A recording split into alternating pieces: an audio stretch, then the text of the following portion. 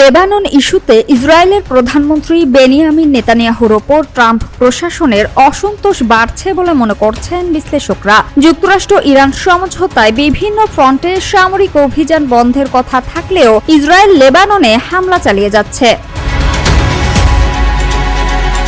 Donald Trump যুদ্ধবিরতির পক্ষে অবস্থান নিয়ে সব পক্ষকে প্রতিশ্রুতি রক্ষার আহ্বান জানিয়েছেন। অন্যদিকে ইরান বলছে, লেবাননে হামলা বন্ধ না হলে কোনো যুদ্ধবিরতি কার্যকর হবে না। যুক্তরাষ্ট্রের কিছু কর্মকর্তা নতুন যুদ্ধবিরতির বিষয়ে অগ্রগতির কথা বললেও ইসরায়েল অভিযান অব্যাহত রেখেছে।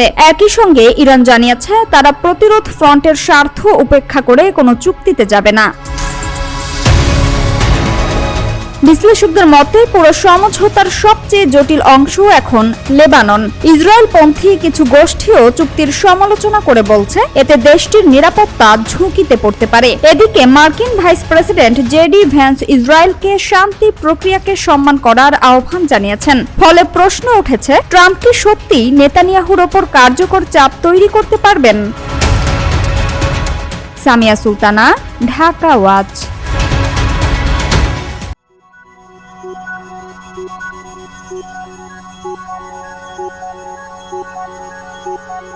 Thank you.